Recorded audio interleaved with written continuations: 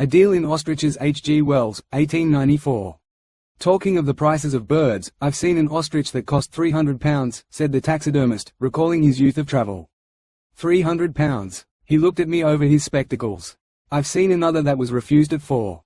No, he said, it wasn't any fancy points. They was just plain ostriches.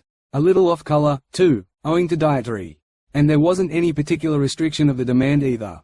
You'd have thought 5 ostriches would have ruled cheap on an East Indiaman. But the point was, one of them had swallowed a diamond. The chap it got it off was Sir Mahaney Padishah, a tremendous swell, a Piccadilly swell you might say up to the neck of him, and then an ugly black head and a whopping turban, with this diamond in it. The blessed bird pecked suddenly and had it, and when the chap made a fuss, it realized it had done wrong, I suppose, and went and mixed itself with the others to preserve its incog. It all happened in a minute. I was among the first to arrive, and there was this heathen going over his gods, and 2 sailors and the man who had charge of the birds laughing, fit to split. It was a rummy way of losing a duel, come to think of it. The man in charge hadn't been about just at the moment, so that he didn't know which bird it was. Clean lost, you see. I didn't feel half sorry, to tell you the truth. The beggar had been swaggering over his blessed diamond ever since he came aboard. A thing like that goes from stem to stern of a ship in no time. Everyone was talking about it. Padishah went below to hide his feelings. At dinner, he pigged at a table by himself, him and 2 other Hindus. The captain kind of jeered at him about it, and he got very excited. He turned round and talked into my ear. He would not buy the birds, he would have his diamond. He demanded his rights as a British subject. His diamond must be found. He was firm upon that. He would appeal to the House of Lords. The man in charge of the birds was one of those wooden-headed chaps you can't get a new idea into anyhow. He refused any proposal to interfere with the birds by way of medicine. His instructions were to feed him so and so and treat him so and so, and it was as much as his place was worth not to feed him so and so and treat him so and so. Padishah had wanted a stomach pump, though you can't do that to a bird, you know. This Padishah was full of bad law, like most of these blessed Bengalis, and talked of having a lien on the birds, and so forth. But an old boy, who said his son was a London barrister, argued that what a bird swallowed became ipso facto part of the bird, and that Padishah's only remedy lay in an action for damages, and even then it might be possible to show contributory negligence. He hadn't any right of way about an ostrich that didn't belong to him. That upset Padishah extremely, the more so as most of us expressed an opinion that was the reasonable view. There wasn't any lawyer aboard to settle the matter, so we all talked pretty free. At last, after Aden, it appears that he came round to the general opinion, and went privately to the man in charge and made an offer for all 5 ostriches. The next morning there was a fine shindy at breakfast. The man hadn't any authority to deal with the birds, and nothing on earth would induce him to sell, but it seems he told Padishah that a Eurasian named Potter had already made him an offer, and on that Padishah denounced Potter before us all. But I think the most of us thought it rather smart of Potter, and I know that when Potter said that he'd wired at Aden to London to buy the birds, and would have an answer at Suez, I cursed pretty richly at a lost opportunity. At Suez, Padishah gave way to tears, actual wet tears, when Potter became the owner of the birds, and offered him 250 right off for the 5, being more than 200% on what Potter had given. Potter said he'd be hanged if he parted with a feather of them, that he meant to kill them off one by one and find the diamond, but afterwards, thinking it over, he relented a little. He was a gambling hound, was this Potter, a little queer at cards, and this kind of prize packet business must have suited him down to the ground. Anyhow, he offered, for a lark, to sell the birds separately to separate people by auction at a starting price of L80 for a bird. But one of them, he said, he meant to keep for luck.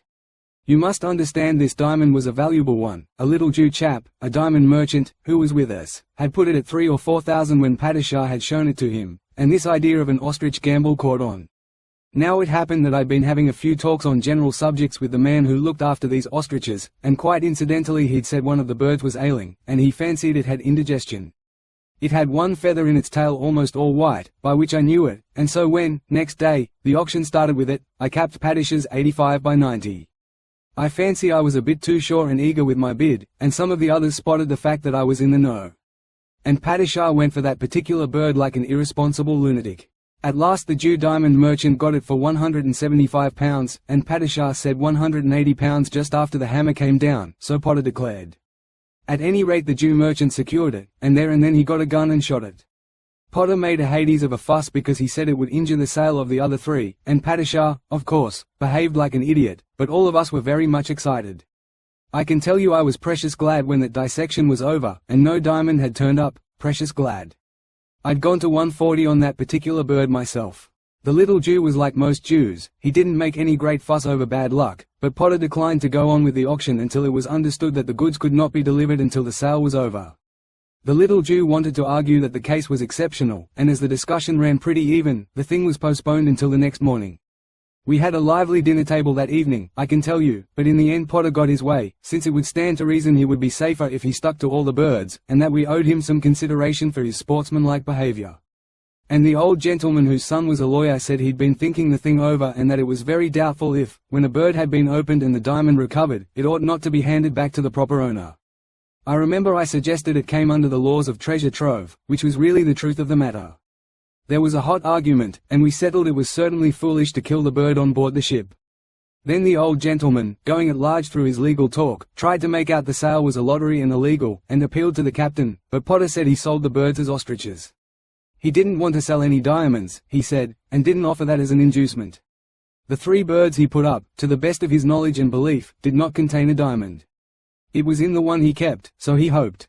Prices ruled high next day all the same. The fact that now there were 4 chances instead of 5 of course caused a rise. The blessed birds averaged £227, and, oddly enough, this Padishah didn't secure one of them, not one.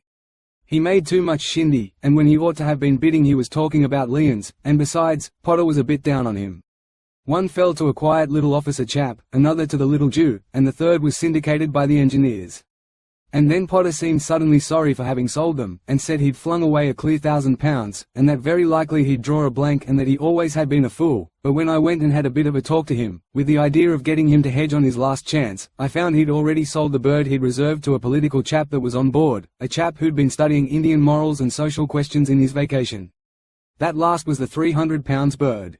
Well, they landed 3 of the blessed creatures at Brindisi, though the old gentleman said it was a breach of the customs regulations, and Potter and Padishah landed too.